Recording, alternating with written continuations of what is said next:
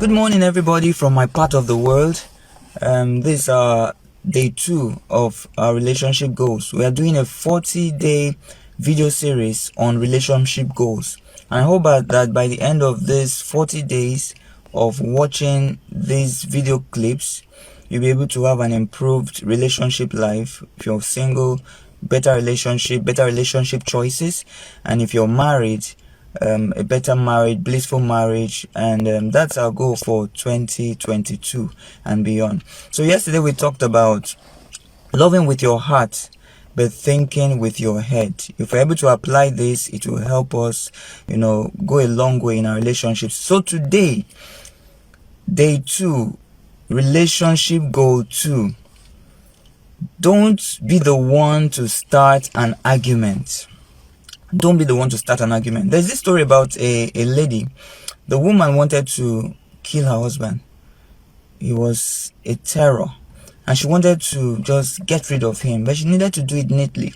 So she went to an old man in their village. All those people you call wise one, And she went to him, and after she had explained everything, the man beats her. The man is a terrible person. He doesn't listen to her. He's just pure heartless. He gave her something. He gave her some root, and then he gave her some powder to put in his food.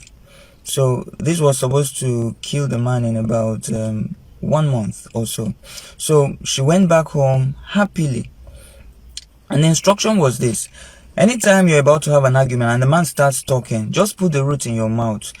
You know that he's going to die, so just enjoy it for that 1 month. And so this woman went back home, and then she diligently began to put that root in her mouth. Anytime the husband spoke to her in a way she didn't want, and she was tempted to respond harshly, as was her normal, way of doing things, she'd put that root in her mouth joyfully, and she'd be chewing it, with that gladness that this man is going to be dead in 1 month. And so she kept doing it, and then in 1 week, 2 weeks, she began to see changes in the man. He started becoming that loving man she hadn't seen since they got married. And then suddenly, she began to have a soft spot for him. They no longer had the arguments they used to have. The man would stay home more. There were no fights, So it got to week 3. And this woman was feeling terrible. She didn't want her husband to die because now they were enjoying their love relationship. So she ran back to the old man in the village and asked him and said, "Sir, please, I don't want my husband to die. He has suddenly changed. He has become a better person. And I feel so terrible. I won't be able to forgive myself if this man dies." And the man looked at her and he said, "See, the day you came to meet me with that challenge that your husband was a terrible person, I knew he was not the problem. You were the problem with your words. That root I gave you, it has no magical powers.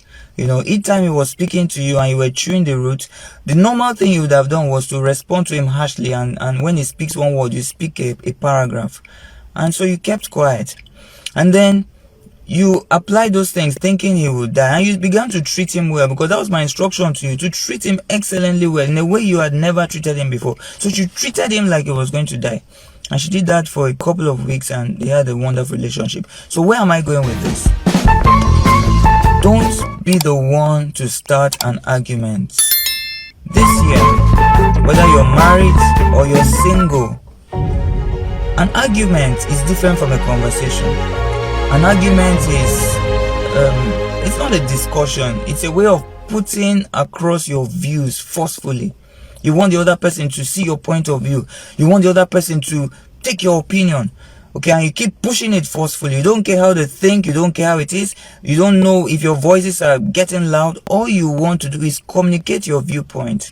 But the conversation is a more subtle way of putting across your views. You say what you want in gentle tones. You communicate, you depend on points. You depend on points and not the tone of your voice. An argument, to someone who is arguing want to shout and force his opinion on somebody else. But a discussion or a conversation is putting forth your views and then listening to the other person's point of view. So if you're in a relationship this year, I want you to have more of conversations than arguments. Arguments never helped anybody, because at the end of the day, what do you hear? People fight and then you say things you didn't mean to say. But if you are hurt or you have something you want to say, why don't you sit down and talk like adults? Why don't you speak in low tones? Why don't you communicate? Some other person doesn't even need to know what you're talking about. The matter you're discussing, the issue is more important in the case of a conversation than the person. So you don't begin to attack the person. Oh, that's what you did last year. That's what you did 4 years ago. That's what your mother did or your father did. No. You focus on the issue. So that is my talk for today. Day 2 of our relationship goals. Don't be the one to start an argument. I hope we have more conversations than arguments this year. And this will help us to have better relationships, whether as single people or married people. Thank you for listening. This is Mike Owangwa, and I'll see you tomorrow on day 3. Have a lovely day. Bye-bye.